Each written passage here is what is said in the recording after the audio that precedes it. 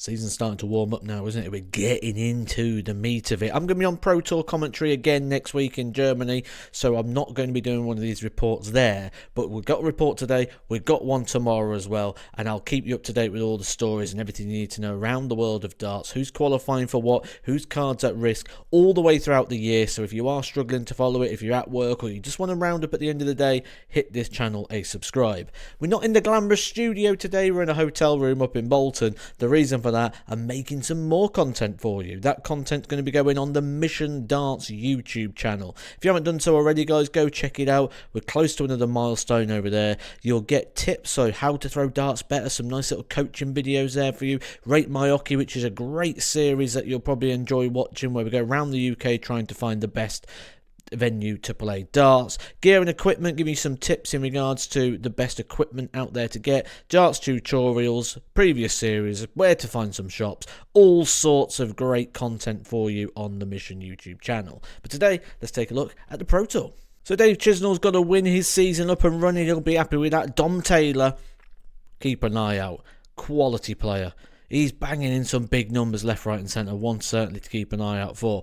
Gerwin Price going out early and a bit of an upset there to Adam Lipscomb, someone we saw last year on the Super Series. Now got his tour card and doing pretty good with it. Dimitri Vandenberg, a non-seed, probably one of the highest profile non-seeded players going out in the first round stage, as does Jeffrey de Graaf to Owen Bates, someone who's having a much more improved season in the early parts of this one. Luke Littler's playing. I thought that was a bit of a surprise considering the UK Open's just been in Belgium. He picks up a good victory there against Nico Springer. Springer, another one to watch, quality young player, 105 average. Should have beat Barneveld the other week, missed a lot of match darts. He's going to come good as the year goes on. Jose de Souza, someone that we've said about, we've got some results coming in. Jose de Souza, someone who we've said about keeping an eye on in regards to losing their tour card. I think he's in trouble here, losing to Vessel Nyman. Time's ticking for Jose. We've said this sort of all year long, really. He's one to keep an eye on, but for the wrong reasons. Crabtree, good win for him there against the seeder Jermaine Watermainer. Keep an eye on him. And this is it. There's a lot of young players breaking through at the moment that are looking pretty tasty. Raymond van Barneveld seeded, but no longer in the world's top 32. Not a good result for him, losing out to Matty Dennant. Rob Cross, a bit of a surprise defeat there to Dominic Grulac, who did play a good performance there. Mike De Decker, runner-up in Belgium this past weekend on the European Tour. Good win against Denny Aldercoulter and a good average as well, 103. When we look at players that are going to be moving in position, look no further than Peter Wright. He's getting close now to being not seeded for these events, which means he could be putting himself in a spot of bother in regards to staying inside the world's top 16. Good performance of Gary Anderson. Good game there against Ryan Joyce. Seems like Gary Anderson is playing his best stuff on the Pro Tour, and when it comes to like the TV stages, not quite doing it. Lost his last 5 stage matches in a row, but a good win there on the Pro Tour. Joe Cullen continuing to put the wrongs of last year behind him and picking up another victory there with some good performances. Tom Beisel was one that a lot of people was a bit unsure of at the start of the year, picking up his tour card. Not many people knew much about him, but a win there for him. Gets his season running pretty strong. And Bo Greaves won 3 women's series back to back at the weekend, wins 6-2 against Justin Hood, who managed to average 106. Bo resisting that. Shows the quality she's got.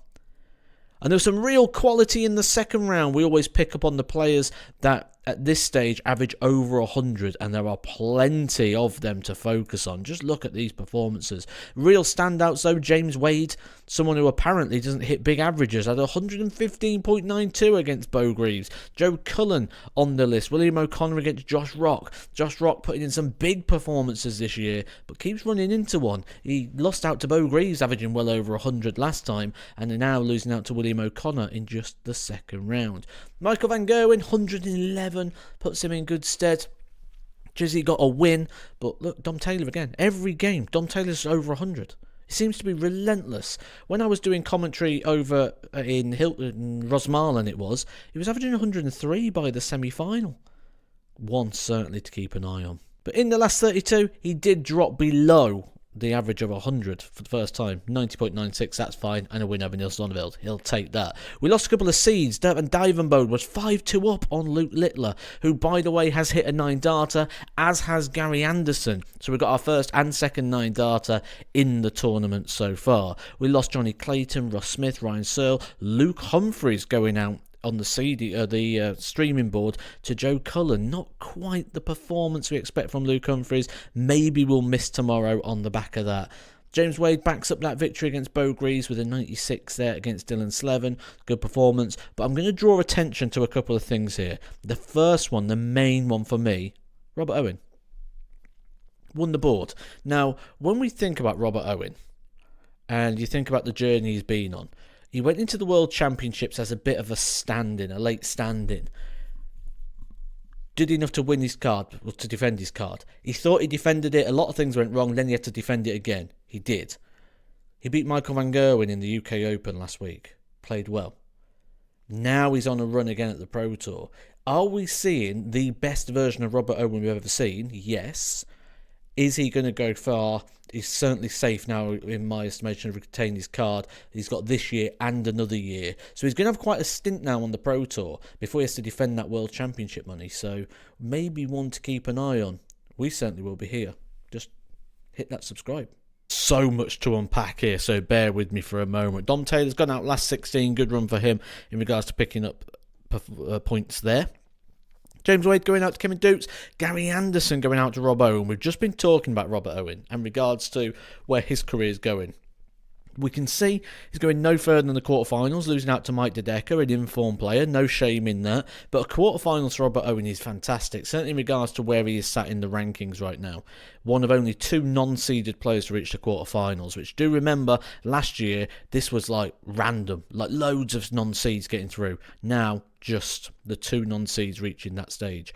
Luke Littler beat Scott Williams, but then look at that, 122.96 against Damon Heta. Ridiculous.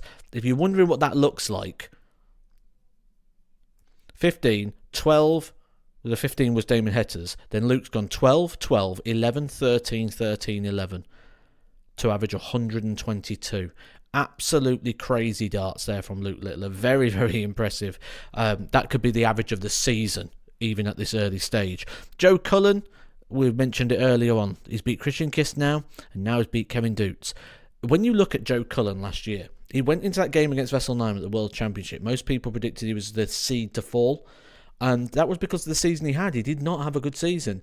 Didn't like the fact he wasn't favourite against Vessel Nyman, or that Vessel was such a big favourite.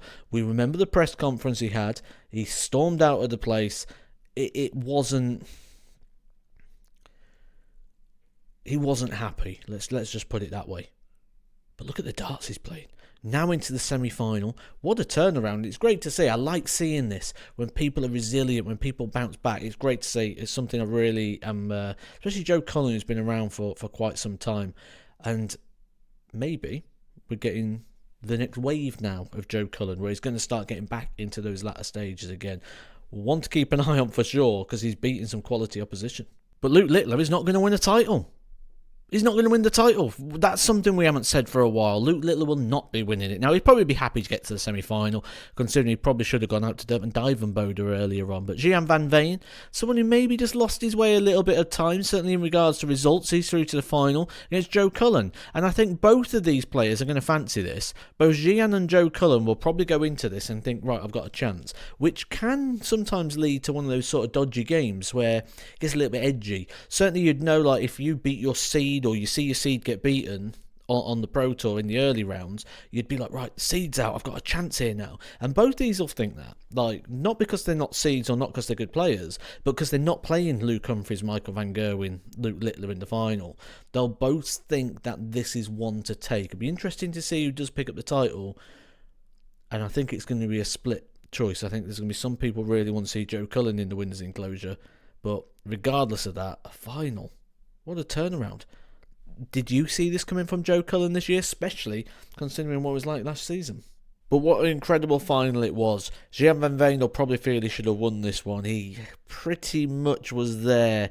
Missed opportunities here on the 67 in regards to getting over the line. Joe Cullen getting a leg back. Then again, missing opportunities on the 74 when leaving Joe Cullen behind. Joe Cullen again, look, 180, 134 at the back end of legs when he really needed it. And then this was the moment I thought it was done. When Jan Van Veen got down to 127 after 9 darts. It looked like the job was done there. Joe Cullen again putting in a big score to give himself some hope, but then missed opportunities there for Jan Van Veen. Couple of visits to the board where he should have got the job done, didn't do so, and Joe Cullen is back in the winner's enclosure. Something, I said it a few times in this video, I'm going to say it again, I didn't see coming the way that last season had gone. But Joe Cullen is back in the Pro Tour winner. I'm going to be back in the studio tomorrow to round things up. What's been your story of the day? As always, I can't cover everything, so let me know down below in the comments what you think's the big takeaway from today. But the big winners are Joe Cullen, Robert Owen for his one, and Luke Littler, nearly 123 average. I don't think that's going to get beat for the whole season. Do pop a like, and don't forget to go check out the Mission YouTube channel. Catch you soon.